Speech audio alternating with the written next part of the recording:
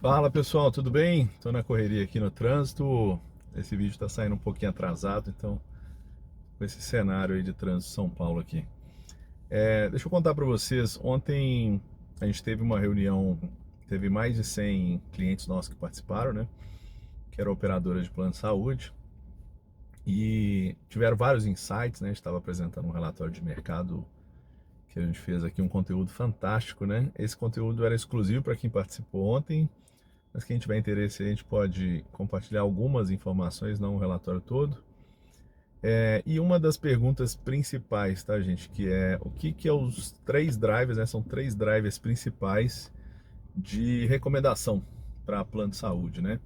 Sabe, plano de saúde só fica atrás de casa própria e carro nas necessidades brasileiras, nos desejos, né? Todo mundo quer ter um plano de saúde, é a terceiro bem de maior necessidade do brasileiro. E quem tem plano de saúde recomenda por essas três coisas que eu vou dizer agora na frente, tá? Primeira, tá, gente? Experiências sem surpresas negativas, tá? Essa é a principal coisa. Então, o cliente ele quer ter a confiança que quando ele precisar do plano, isso não vai ter nenhuma surpresa negativa, tá? Esse é o primeiro ponto principal aqui, né? Então, já está autoexplicativa aí essa questão da surpresa negativa, né? O segundo ponto, gente, importante é rede percebida como suficiente, tá? Percebe o que eu estou dizendo que é percebida como suficiente, isso é importante, tá?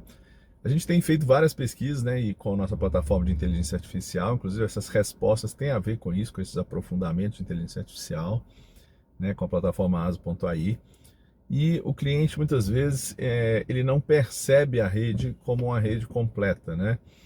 Ou às vezes porque ele tentou agendar uma especialidade, essa especialidade não tinha disponível, e aí ele acha que a rede toda está ruim, né? Ele tem essa percepção de estar tudo ruim.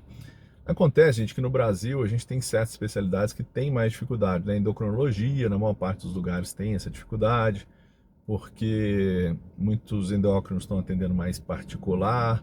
Você tem dificuldade de pediatria, que muito pediatra virou obstetra aí, né? E o consultório está lotado, ou particular também.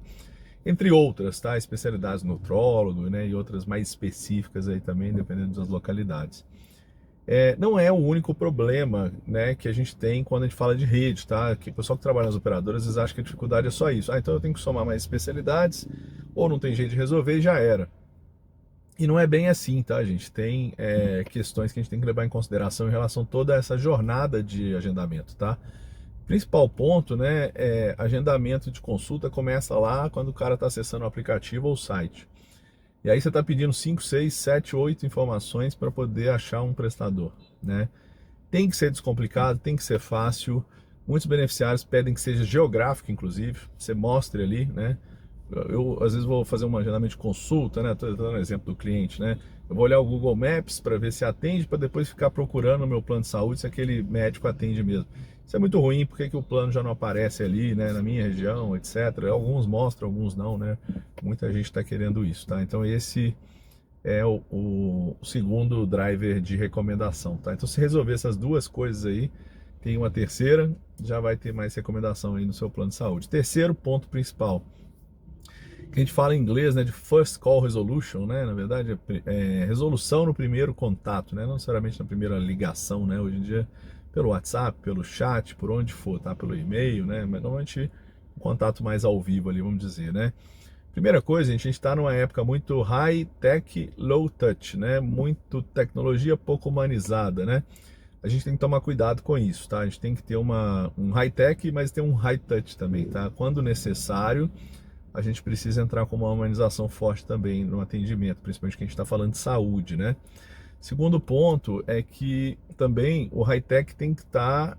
Eu não quero também ter que conversar com alguém, por mais simpática que ela seja, para tirar uma segunda via de boleto. Segunda via de boleto tem que ser rápida, tem que ser automatizada, tem que sair ali de forma automatizada e rápida, né?